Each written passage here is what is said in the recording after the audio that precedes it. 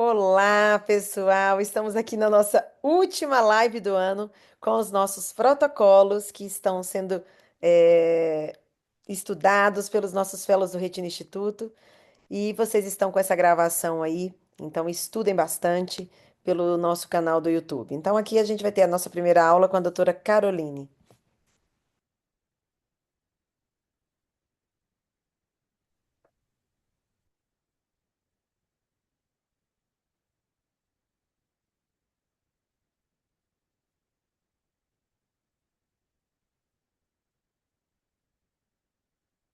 Então, boa noite a todos. Meu nome é Caroline e hoje, para dar início, né, às aulas de hoje, eu vou falar um pouquinho sobre o estudo Rainbow.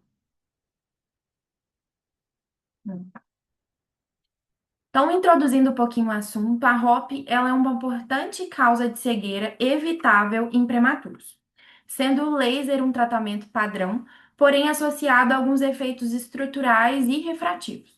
E aí surgiu a proposta do anti-VEGF como uma alternativa terapêutica. O objetivo desse estudo, então, foi avaliar a eficácia do ranibizumab no tratamento da ROP, comparando o ranibizumab de 0,2 e 0,1 e o laser. Além disso, analisar a segurança ocular e sistêmica. O desenho do estudo, então, foi um ensaio clínico randomizado, multicêntrico, composto de três braços. O ranibizumab de 0,2 miligramas, o de 0,1 miligramas e o terceiro braço com laser. A randomização foi de 1 para 1 e sendo o segmento primário feito em 24 semanas. Então, de critérios de inclusão. Então, foram prematuros com ROP bilateral que necessitassem de tratamento, sendo os pacientes com zona 1 em qualquer estágio com plus, o zona 2, estágio 3 plus, a ROP posterior agressiva, e esses pacientes deveriam ter o consentimento dos responsáveis. Critérios de exclusão, então, era o tratamento prévio para a ROP fora desse protocolo, condições sistêmicas graves que interferissem no segmento dos pacientes, doenças oculares associadas que impactassem nos desfechos.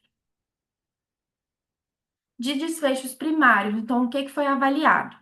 O sucesso no tratamento dentro de 24 semanas era definido por ausência de ROP ativa, ausência de necessidade de retratamento diferente do que fosse designado, a ausência de desfechos estruturais desfavoráveis e a sobrevida desses pacientes. De desfechos secundários, então, era a comparação entre as doses do ranibizumab, os desfechos estruturais que seriam desfavoráveis, a segurança ocular e sistêmica e o segmento visual e refrativo a longo prazo. Os resultados, então. O número de pacientes desse estudo foi composto de 225 recém-nascidos randomizados que possuíam ROP bilateral. E aí, avaliando a questão, a taxa de sucesso dentro de 24 semanas. Os pacientes que receberam ranibizumab de 0,2 miligramas tiveram uma taxa de 80%. O do grupo do ranibizumab de 0,1 miligramas, um resultado de 75%, e o grupo do laser de 66%. Quando foi feito as comparações entre o ranibizumab de 0,2 miligramas e o laser, teve um odds ratio de 2,2, que foi uma diferença clinicamente relevante. Porém, uma significância estatística limítrofe, já que esse estudo ele não teve um tamanho amostral suficiente para definir uma superioridade formal. Em relação à ROP ativa persistente ou recorrente dentro dessas 24 semanas. O grupo do ranibizumab de 0,2 teve uma taxa de 16%, o ranibizumab de 0,1 de 20% e o laser ficou entre 28% e 30%. Então, a gente observou um melhor controle da atividade da doença no grupo do ranibizumab, principalmente nesses pacientes que tinham ROP com uma localização mais no polo posterior. Avaliando agora a necessidade de retratamento. O grupo do ranibizumab de 0,2 teve um resultado de 19 a 20%, o ranibizumab de 0,1 miligramas de 25% e o laser de 34%. Então, observou-se novamente uma menor necessidade de tratamento adicional nesses grupos do ranibizumab, especialmente nos que receberam a dose de 0,2 miligramas. analisando desfechos estruturais desfavoráveis. O grupo do ranibizumab de 0,2 teve um resultado de 1 a 2%, o de 0,1 miligramas de 3 a 4% e o grupo do laser de 5 a 7%. Então, observou-se novamente uma menor taxa de complicação estrutural grave no grupo do ranibizumab de 0,2 miligramas. E em relação à progressão para o descolamento de retina, o grupo do ranibizumab de 0,2 miligramas teve só 1% de taxa, o de 0,1 miligramas 2% e o laser ficou entre 4 e 5%. Então, novamente, uma menor taxa de complicação estrutural grave no grupo do ranibizumab de 0,2 miligramas. Quando analisaram a mortalidade em até 24 semanas, isso é importante que não estava relacionado diretamente ao tratamento ocular. Então, foi um achado. O ranibizumab de 0,2 miligramas, 4% dos pacientes, o ranibizumab de 0,1 de 3 a 4 e o laser de 2 a 3. Não teve uma diferença estatisticamente significante entre os grupos, até porque não tinha relação com o nosso tratamento ocular. Em relação aos eventos adversos sistêmicos graves, isso incluía complicações respiratórias, neurológicas e infecciosas. A frequência não teve diferença clinicamente relevante dentro desses grupos e não teve nenhuma associação causal direta com a aplicação da medicação. E aí, eles resolveram estender, prolongar esse segmento. Avaliaram os pacientes dentro de 2 a 5 anos, observando o erro refracional. Isso é um dado que eu achei interessante trazer, porque a miopia severa, que é maior do que 5 dioptrias, o grupo do ranibizumab ficou entre 5 e 10%, já o grupo do laser ficou entre 25 e 35%. Então, teve uma redução expressiva nesses casos de miopia severa, nesses pacientes que foram tratados com anti-VEGF. E aí, o que a gente tira de conclusão desse estudo? O ranibizumab de 0,2 miligramas mostrou uma maior eficácia clínica quando comparado ao laser, menores complicações estruturais e refrativas, em um perfil de segurança aceitável dentro desse curto e médio prazo, que lembrando que o estudo foi feito só dentro de 24 semanas. Em relação ao impacto clínico, então, o que o ranibizumab trouxe para a gente? Que é uma alternativa eficaz ao laser, nesses casos de ROP grave, tem um potencial benefício visual e refrativo a longo prazo, existe uma necessidade de segmento rigoroso devido ao risco de reativação, e esse estudo foi o que embasou a aprovação regulatória do ranibizumab para o tratamento da ROP. É isso. Maravilha. Parabéns, Carol. Era isso que eu ia falar. Esse estudo, ele veio para aprovar o Lucentis para o uso na ROP, entendeu? Então, foi um estudo que consagrou também o Lucentis para o tratamento da ROP, porque antes só tinha o Avastin. Aí, em breve, né, não sei se vai... Hoje vai ter o estudo Firefly, Giovana? Não, né? Não, a gente selecionou um de cada assunto. Porque cada estudo, o Beat Hop veio, ele deve ter hoje aí que eu vi, Sim. Rainbow foi para avaliar isso aí do Lucentes, a aprovação, e tem o Firefly, que é o do Ailia para Hop, tá bom? Mas é isso aí, é mais uma alternativa. Geralmente eu utilizo muito antigiogênico que eu tiver disponível para a Hop em polo posterior, quando você tem plus associado. Então, e ainda mais em zona um, então é um tratamento muito eficaz, tá? É superior ao laser, inclusive, quando é em zona um. E esse estudo do Rainbow, vários pacientes estavam nessa classificação com plus em zona um. Por isso que ele foi, teoricamente, apesar de não ter sido estatisticamente significativo, ele foi um pouquinho melhor que o laser nessa zona, tá bom? Então vamos agora para o próximo protocolo. Quem vai agora, o Lucas? Sou eu. Com o Beat Rap. Vamos lá. Ok, com o Pit Hop, Deixa eu, isso aí. deixa eu colocar aqui. Tá dando para ver aqui direitinho? Tudo ok. Beleza, vamos lá. Então, primeiro, boa noite a todos. Meu nome é Lucas Brandão, sou o fellow do primeiro ano aqui do Retina Instituto. E hoje eu vou falar do trabalho, o Beat Hop. Ele foi um trabalho que ele foi publicado, foi analisado de março de 2008 até agosto de 2010, e que ele mudou exatamente a forma que a gente enxerga o tratamento da HOP, principalmente esses casos zona 1 e casos mais graves, igual a doutora Tereza estava falando. O objetivo central desse trabalho foi avaliar se o bevacizumab intravítrea como monoterapia seria superior, né, ou não inferior ao laser convencional no controle da ROP, estágio 3 plus zona um ou zona 2 posterior, né, no polo posterior. Até mesmo porque o laser era o padrão ouro, até então. Esse trabalho ele selecionou pacientes, né, com essas classificações e fez a aplicação do bevacizumab e outros pacientes com o laser convencional realizado. E esses pacientes também foram acompanhados, os resultados foram analisados a partir do uso do bevacizumab e os quadros de recidiva desses pacientes. Então, assim, ele foi um trabalho não mascarado, com laser, né, e foi realizado imagens pelo RETScan e uma randomização por paciente, além do efeito sistêmico do bevacizumab em relação aos casos de ambliopia. Nos critérios de inclusão foram recém-nascidos com peso inferior a 1.500 gramas, com idade gestacional de menor que 30 semanas e o ROP estágio 3, zona um ou posterior em zona 2 em ambos os olhos, documentados pelo RET-scan. Não foram incluídos os estágios mais graves, os 4 e 5, né, porque não eram as condições finais do protocolo.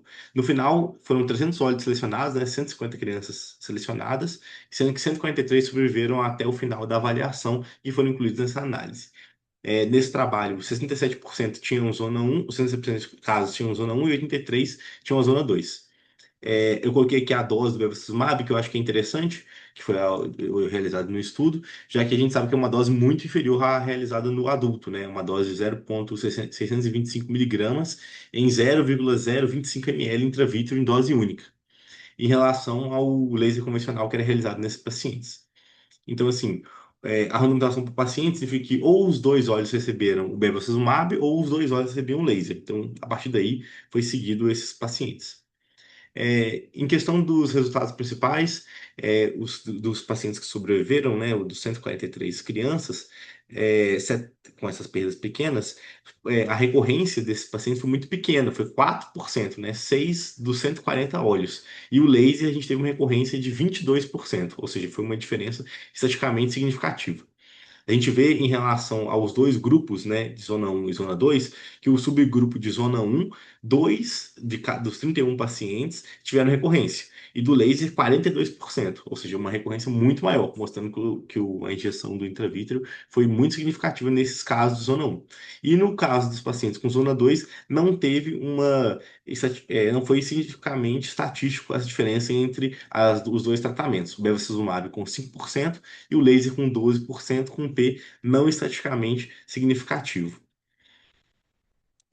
A gente vê que nesses casos, desses pacientes que foram realizados o bevacizumab, a média da recidiva é em torno de 16, mais ou menos 0,46 semanas. E o laser é uma recidiva mais recente, ou seja, o tratamento intravítrea dá uma recidiva nesses pacientes mais tardia. Ou seja, esses pacientes precisam ser acompanhados por mais tempo, diferente dos casos do laser, que tiveram maior número de recidivas e os que tiveram recidivas mais precoces.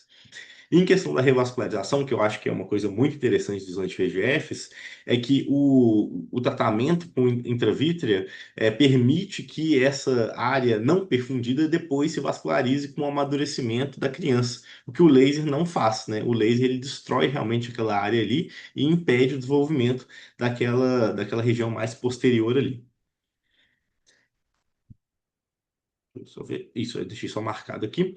E assim, os desfechos que foram interessantes também foram que os pacientes que precisaram de vitrectomia no grupo do bevacizumab, nenhum paciente precisou. E 13 precisaram no grupo do laser, mostrando de novo a segurança desse tratamento. Além disso, alguns pacientes apresentaram esse macular dragging, que é um efeito causado aí pelo laser, né? Foi associado em 16 olhos. E apenas um paciente aí no caso da realização da vídeo. Em questão de descolamento,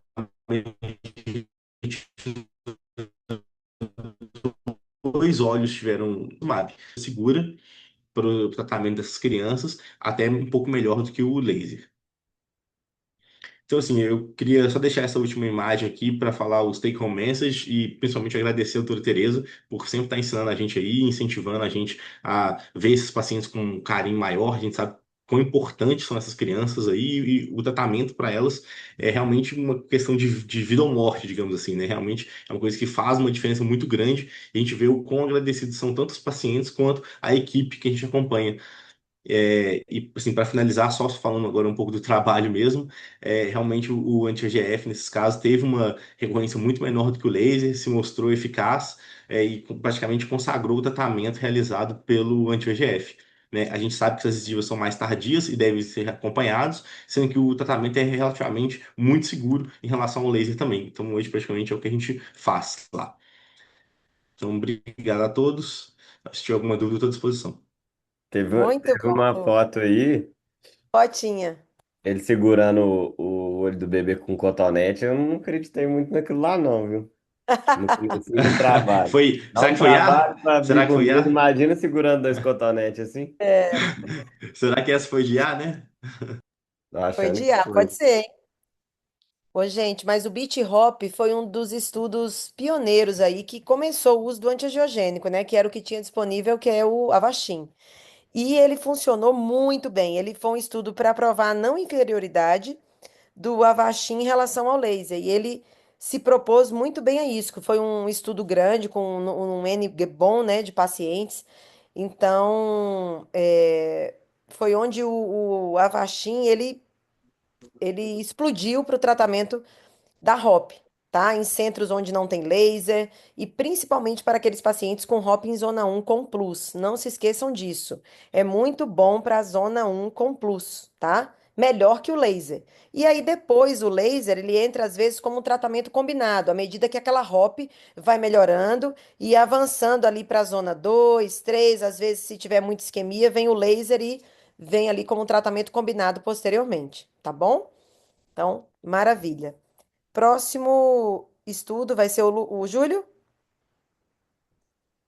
Ou é a Aninha, peraí. A Aninha. Deixa eu ver. Aninha ou Júlio? É o Júlio. É o Então, Júlio, eu. né, Júlio? Com o Mirror. Parou o eco aí? Parou. Parou. Parou. Manda ver. Peraí, já vou compartilhar. Acho que deu certo, então. Beleza? Deixa eu só colocar. Tá dando certo? Tá, pode ir. Peraí, só fazer uma coisa aqui.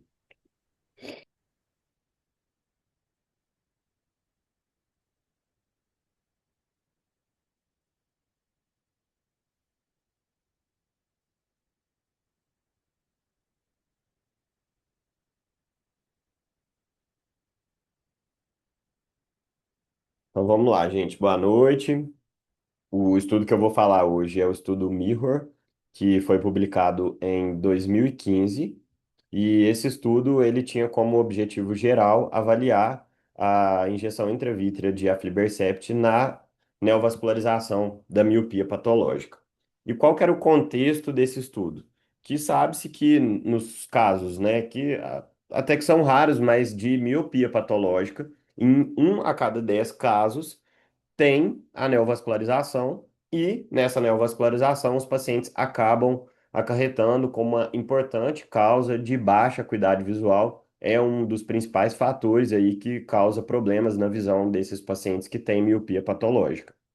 Então, o estudo queria realmente achar uma medicação que fosse efetiva para tratar essas neovascularizações. E qual que foi o desenho do estudo? O estudo foi um estudo fase 3 multicêntrico, randomizado, duplo cego, com o controle de injeções simuladas. Ele foi analisado durante 48 semanas, mas a análise principal dele, com a maioria dos pacientes, foi feita com 24 semanas, e ele tinha um total de 122 pacientes no estudo. E o que eram os objetivos desse estudo? Avaliar a melhora da acuidade visual com o aflibercept, a segurança da medicação, a anatomia e a lesão, como que ela ficaria principalmente na anjo depois do tratamento. O que eram os critérios de elegibilidade dos pacientes? Tinha que ter mais de 18 anos, a presença de neovascularização, a acuidade desses pacientes tinha que ser de 73 até 35 letras, e, claro, o paciente tinha que ter uma miopia elevada, ou na dioptria, com mais de 6 dioptrias, ou no comprimento axial dele. Então, esses pacientes, eles foram randomizados 3 para 1. O que quer dizer isso? Vamos entender os grupos. O grupo um era o aflibercept, 2 miligramas, e o grupo 2 a injeção simulada. A cada uma pessoa que era colocada no grupo da injeção simulada, 3 eram randomizados para o grupo do aflibercept. E esse grupo do aflibercept, ele era feito uma injeção intravítrea basal e depois era continuado com o PRN. Já o grupo da injeção simulada, era feita injeção simulada até a semana 20 e depois era feito um crossover obrigatório desses pacientes para o grupo do aflibercept. Os resultados desse estudo mostraram, então, em relação à acuidade visual, que o aflibercept teve um ganho de mais 12,1 letras, isso na 24ª semana, e a injeção simulada teve uma perda de menos 2,0 letras. O ganho em relação a mais do que 15 letras, que é o que a gente sempre vê nos trabalhos mostrando, o aflibercept teve um ganho de 38,9% nos pacientes, já a injeção simulada 9,7%. E em relação aos desfechos anatômicos, a gente vê os parâmetros aí na tabela do lado. Então, em relação à diminuição da espessura, quem teve a maior diminuição? O aflibercept. Quem teve o maior tamanho da neovascularização nas 24 semanas? A injeção simulada. Quem teve o maior vazamento na anjo? A injeção simulada. O que isso mostra? Que o aflibercept é bem melhor do que a injeção simulada, do que o placebo. Então, o que a gente viu de evento adverso? Nada. Tiveram alguns eventos mostrados como hiperemia ocular, olho seco, mas que nenhum teve significância, não teve caso de endoftalmite, descolamento de retina, toque em cristalino e nada também relacionado à medicação. Sobre a discussão do artigo, a gente tem que saber que nessa época esse estudo foi o primeiro estudo fase 3 com a aflibercept e para neovascularização em pacientes com miopia patológica e que a neovascularização miópica ela tende a exigir, inclusive eu queria trazer isso aqui para discussão para saber de vocês na prática, que eu achei isso interessante, eu não sei em relação ao número de casos, né, mas que ela tende a exigir menos injeções do que os pacientes de MRI e de diabetes. E achei isso bem legal, que o estudo mostrou realmente isso, que o número médio de injeções para o tratamento do paciente foi em torno de duas injeções que o paciente precisou fazer. E o grupo de tratamento do placebo, com a injeção simulada, ele teve uma melhora, segundo o estudo, mas com ganhos comparativamente menores do que o tratamento que foi feito com a aflibercept, que é o tratamento precoce. Então, o que a gente tem de implicação prática? Que nós devemos realmente considerar a medicação, o aflibercept, como uma opção terapêutica na neovascularização miópica, a relevância do início precoce, né, como essa diferença para o diagnóstico, que a gente esperou no grupo da injeção simulada até a 20ª semana, para realmente depois começar a tratar esses pacientes, e a gente teve algumas limitações no estudo, que é um estudo que, apesar de ser um estudo internacional, praticamente era todos os pacientes do Japão, então isso pode ter um viés. O segmento máximo ele foi pequeno, de 48 semanas, e o controle poderia ter sido, por exemplo, com uma outra medicação para se comparar esses dois tratamentos. O que a gente pode concluir? Que o aflibercept 2 miligramas ele tem uma melhora visual significativa contra a injeção simulada e que tratar cedo realmente melhora o prognóstico do paciente e maximiza o ganho visual e poucas injeções, principalmente nas primeiras 8 semanas, que foi uma característica aí da medicação para esse tipo de patologia. É isso. Muito obrigado. Perfeito, Júlio. Bem, então, vamos pensar naquela discussão ali que você falou, o porquê, né, de serem tão poucas injeções. Porque as membranas secundárias, e nisso se inclui a membrana miópica, é uma membrana tipo 2, né? Aquela que fica acima do epitélio. E essas membranas secundárias, elas geralmente, elas não precisam de tantas injeções. É a mesma coisa daquelas injeções por estrias angioides. Quem tem paciente com estria angioide sabe que não precisa fazer uma loading dose para depois ir estendendo ou fazendo PRN. Geralmente, quando o paciente vem para mim com a membrana miópica, eu faço uma injeção e vou observando como ele vai se comportando.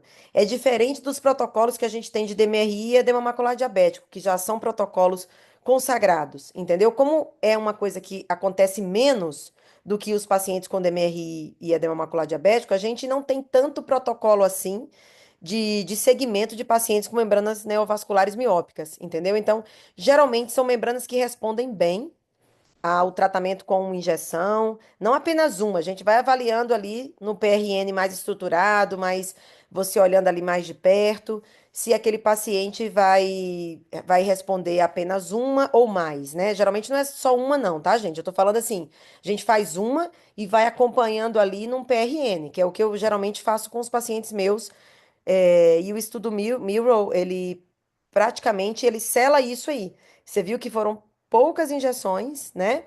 Sem a loading dose, e é isso geralmente que a gente faz, tá? Não sei a opinião da Giovana em relação a essas membranas secundárias, mas geralmente é isso aí mesmo. Sim, a gente até na hora de selecionar os estudos, principalmente por dois motivos, né? Para ver que a gente tem o respaldo científico do tratamento com antiangiogênico, porque a gente sabe que às vezes os próprios convênios não autorizam, né, para neovascularização secundária, tá lá no Uhum. rol só diabetes, oclusão, enfim, as causas vasculares maiores e que realmente tem essa resposta mais fácil, digamos assim, né? É um PRN de cara. Eu normalmente eu faço assim também. Eu reavalio depois de um mês, e aí se aí mantém tudo bem, aí eu vejo dali 2 meses e vou acompanhando de pertinho. Não precisa normalmente fazer muitas injeções mesmo, não, né? Isso aí. Bacana. Parabéns, Júlio. Agora vamos para a doutora Ana Luísa Gandra, nossa última aula do ano, né, Ana? Isso. É... Peraí, gente, deixa eu só mexer no negócio aqui.